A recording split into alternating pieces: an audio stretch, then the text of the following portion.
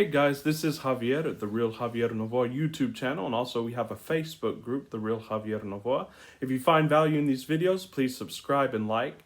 And I'm here this morning. I just did my morning routine and also took care of a little bit of work, and I'm ready. I'm ready to rock and roll here at the Real Javier Novoa studio. So today, right now, I wanted to go into a deep dive, and I think you're going to find it very useful and very appealing. Today, this deep dive, as promised, I want to talk about the scale of being. And this is a concept which, it's not original to me, of course. Many spiritual teachers have spoken about it, but simply through all the materials that I've read and contemplated, I've compiled this scale. Now, just to let you know, this scale is by no means exhaustive, it's by no means final. And I could have made some mistakes in the categorizations. I could have made some mistakes in the levels and the orders, the order in which I put the list. And any purists, of course, can get on here and criticize it and so on and so forth. But this is a working mental model.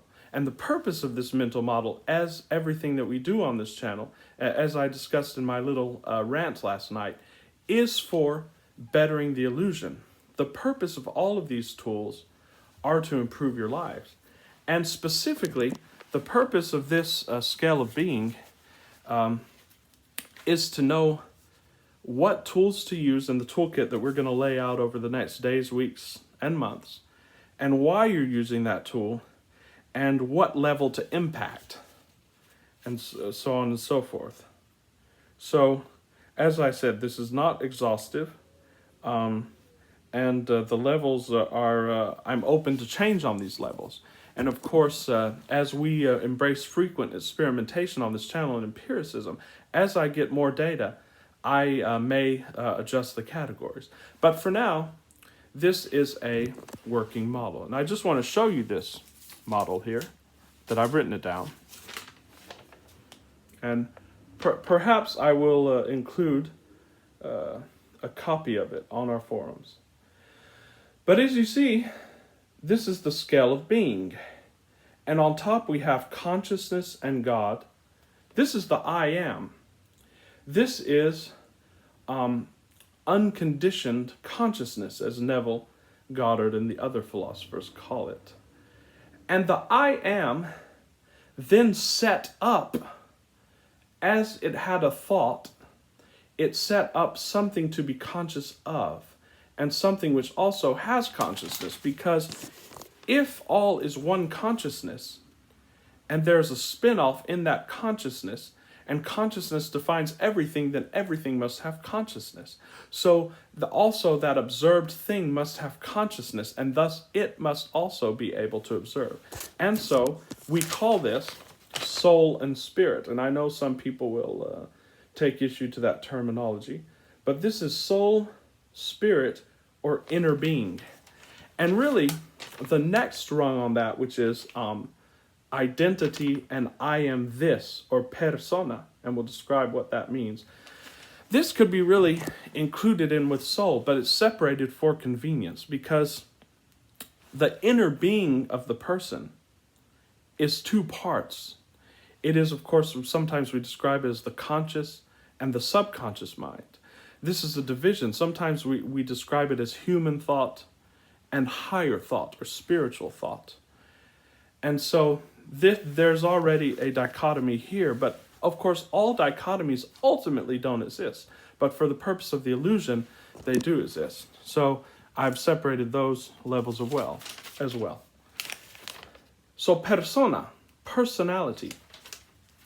This in itself is already something that can be changed. The first two levels are unchangeable in this realm, because consciousness, there's nothing to change, for it is a simple existent. It's even been referred to as nothingness. And soul and inner being is just an emanation of that consciousness, therefore that cannot be changed. Identity can indeed be changed, and there are many powerful even tools and techniques that we can use to change that deep root identity. Of course, we don't want to do that here, because I want success in this identity. I came here for a reason, and it's not to be for naught. So we're seeking success within the identity. But just know that even that identity, that ego, is something that can be changed, and the content of it can be played around with, and it might be useful to do so. Persona, it comes from a Latin word, I believe, for a mask. Per means for, and sona means sound. So even your persona or persona is a mask. So just keep that in mind, and keep in mind that that also is malleable. So everything is changeable. Everything is malleable. And that's good news for those of us who are pursuing success and improvement. And of course, then there's personality and ego. And of course, we're doing a division of this. And this is the lower level of personality and ego. This is basically an agglomeration or a congealing of moods, attitudes, and emotions, and the whole complex of that makes up a personality. And this is even easier to change, and it's changeable, and we can change it frequently, and sometimes we'll find reason to do so, and there are tools to do so, right? And we'll go into that. After that, there's context. It's what I call context.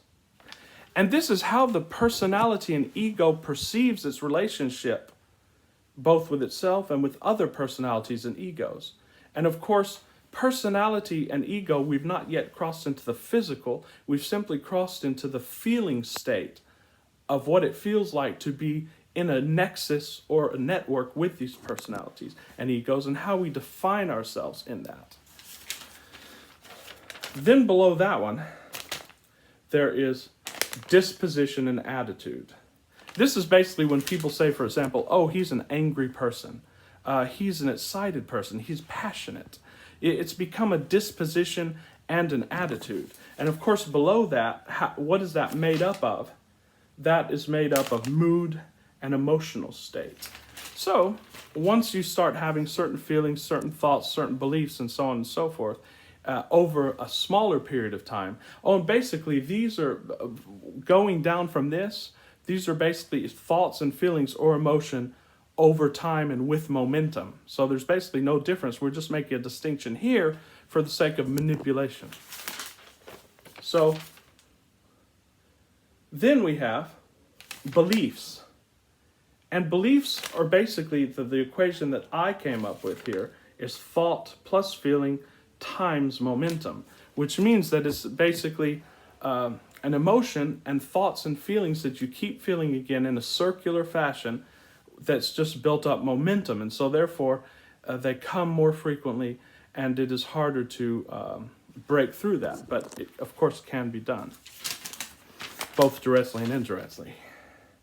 And then, of course, we have emotions, which is thoughts plus feelings. And in this program, we do make a distinction between thoughts and feelings, because once you observe the feeling as a physical component, you are automatically over the emotion, and it just becomes like a feeling, and then that is able to dissipate, and then you're able to fill in that gap, that nothingness, with what you want to fill it in. Then we have, I've separated feelings, which when we think a strong thought or we think a thought over and over again, it does generate feelings. Then we have thoughts, which are the weakest on the scale. In fact, Joel Goldsmith said that thoughts have no power. And of course, by thoughts, he's just meaning simply a superficial thought that has not yet gained enough momentum to generate a strong enough emotion to impact change. And then, of course, on the bottom, we have physicality. We have physical environment and movement. So some things to note about this scale. First of all, as Plato taught about, the higher levels of the scale are less dense, and the lower levels of the scale are more dense. So it is much more difficult to try to change it's much more difficult to try to transform a state from the lower portion of the scale than it is on a higher portion of the scale. Let me give you an example. It's very easy to imagine a business and to imagine it completely and totally functioning in the way in which you wish. And when that gains momentum, it will take personification, it will take materialization on the lower levels of the scale. However, it's much harder to start with action and to try to build that through action alone, and then to influence a higher level on the scale, which would be context in this case, and so on and so forth. Another thing, as we've said, the highest level of the scale is unchangeable. That's consciousness, that's God. The soul is pretty much an emanation of that, so it is unchangeable. But anything down below personality and persona is changeable. And that's good news. Now, I don't have all the answers here. And one of the questions is, in any of these levels, what is it that is conscious of the level, and what is it that can bring about a change? Well, I'm not totally sure. All that I know is that we can bring about a change on it through operating on the levels. And a comparison that I like to make is a piano. We can play this scale like a piano, impacting different levels, higher and lower, depending upon the vibrational acuity of the state of mind that we're in and the tool we're using. We can play that like a piano to get the notes that we want. Which leads to some more questions like, okay, Javier, if we can influence the higher levels and that influences lower levels, and of course we said that lower levels can also influence higher levels, but it's a little more difficult. Why would we ever try to impact a lower level?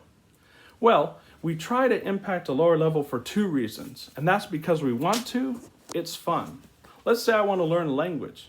Well, I want to have the experience of actually mentally and physically learning that language. I could manifest that in some way, or I could also, who knows, in the near future, I could install some sort of software into my brain if Elon succeeds in his endeavors, and I could automatically know that language. But that's not what I want to do. I want to improve myself. I want to have my hands in the clay and consciously do that. That's why we try to impact the lower levels of the scale sometimes. Another reason is that we can't get to the higher levels of the scale. So let's say I'm trying to change a belief, and I want to change that belief because I want to become someone else. So let's say I have some sort of limiting belief that I cannot start a business. Let's say I have some fear or some timidity or fear of lack or something like that. Now, I can use speech, which in this mentality is the lowest or second lowest level of the scale because it's both thought and physical action. And we're going to talk about what exactly is action. But I can use affirmations and I can say, I am wealthy. I am creating a business. And if I manage to get on the level above that, if I manage to have a shift in my beliefs, then I have succeeded.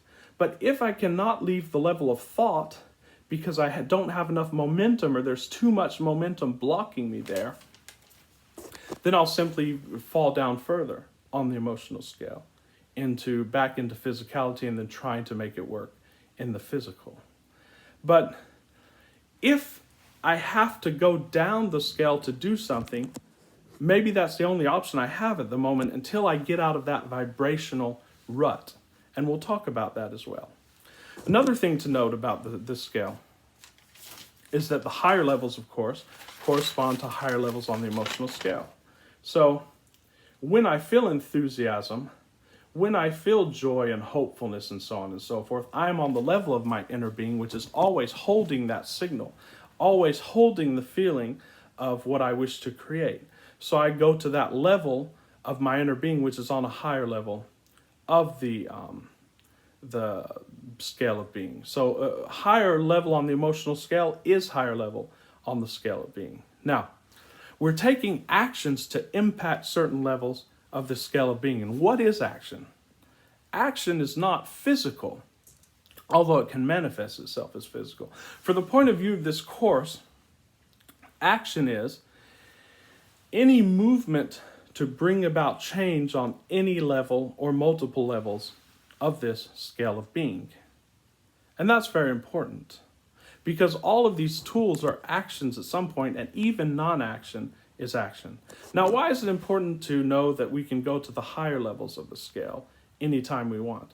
Because actually, there's another aspect to this, and that is when we go to the level of soul, and even sometimes to the level of identity, but when we go above that level of identity, the change is immediate, and we can do this. So, for example, if we're in an emotional quicksand that we cannot get out of, there is what Tom Kieran, who's a very popular YouTuber that talks about these issues and has a very good channel on YouTube, by the way. He talks about the deductive method, and I'm not sure if this is from another spiritual teacher, but basically we can go directly to the top of that scale of being, to consciousness and to soul, and simply by observing in an instant, we can go from the deductive method and have everything we want. Because all we want is a good feeling, and that is a clear feeling. And once we rise above personality, even feelings don't matter. Feelings matter for the sake of the illusion and for getting further on the illusion. But when we be still and we take a break, we are ascending to that level of the deductive way, in which everything simply lines up. Of course, that's not good enough for some people, because we want to have fun. We want to have our hands in the clay, and we want to take action on all levels. So there is that. And finally, what I wanted to discuss here was that there's a great model, and this ties into what I was just speaking about the deductive method and so on and so forth. There's a great model used by the great Peter Sage, and I think he also drew this from spiritual teachers. And it is levels of action, and of course the first level of action is to me, and that's the level of a victim. Those are people who are just in the physical level of the scales of being. That means something happens to me, and I'm a victim, and I just have to defend myself, and they get stuck in that. The level right above that is by me. That's probably where we all started in this personal development self-help journey. Is that now I can do things, and I can take action, and I can work hard, and I can get what I want. But then it all depends on me. But this goes a little higher up to thoughts and feelings and to beliefs and trying to change all of that and so forth so that I can do a better job. But it all depends on me. Where we're trying to get to in this course is the level above that, which is through me. Now things start happening through me because of my focus and because I have ascended 2 levels through using the tools and through the deductive method. I've ascended my vibration above on the scale of being. Now things are happening through me, and I'm not having to take so much action. And even the actions that I take, that we know in the illusion we're compelled to do everything by ideas that we have and imaginations that we have and states of being that we attain from higher on that scale of being, we are compelled to do things through action. And so therefore it doesn't feel like action, and it's not effort. So, and then of course the highest level of action, which is you don't have to take any action at all, and that is as me. And that's when you know yourself as pure consciousness and as the inner being. So what are some practical ways that we start using this right now, this tool? Well, first of all, we can see that tools can impact almost any level of that scale. And depending on how high up you are on that scale or how appropriate the tool is to that level, you will be successful or unsuccessful in implementing that tool. And of course, we know that we're not to try to implement anything, we're to do things as ends in themselves. And that in itself will bring you up the scale of being. But for example, let's take imagination. Here in this course, we teach that you should visualize your desire until you get it very clear and until you attain the feeling of that desire. Now, if you're visualizing and you're consciously trying to change the physical level, you're not going to rise very high because you're going to keep observing the physical level. It's very dense and it's going to pull you down, and you're going to realize that you don't have that. And so that tool you might be better off not using that tool. If you're higher up, if you're to the level of soul or God, and that's when you get in flow, imagination might not help you because that might be bringing you down to the scale. You're now using pictures instead of simply following that inner focus, which is the highest level of focus, which I believe when Neville Goddard describes imagination, he's describing focus actually. It's not, because it's not necessarily auditory, it's not necessarily visual and so forth. So knowing what level you're on, and we'll discuss this with the tools, knowing what level you're on will determine the success that you have in using the tools. Let's talk about affirmations. Now, affirmations are best used when you're well above that realm of belief. Because when you're in the realm of disposition or attitude or even context, when you make these affirmations, you make it from a place of being conscious of already having that. And then the affirmation is simply a byproduct. And so that will automatically impact the lower levels. And in this course, by the way, we're interested in the minimum effective dose. And that's why we're trying to study this chain of being, or this chart of being. We're trying to figure out what's the minimum tool with the minimum amount of time and the most joy that will benefit and impact us for massive success. And of course, Tim Ferriss writes about this in many of his books, the minimum effective dose. And so that's what we're after here, and that's why we're studying the levels of being. So this has been a very interesting deep dive, and keep these levels in mind as we go through the tools in the days and weeks ahead, and we'll be talking about it more, and we'll be linking the tools with certain levels in this chart of being, and what levels of being to impact for maximal impact. So thanks for watching, and like I said, if you find this material of value, please subscribe to my YouTube channel, and also we have the Facebook group, The Real Javier Novoa. Until very soon, this is Javier Novoa, and I'll see you soon.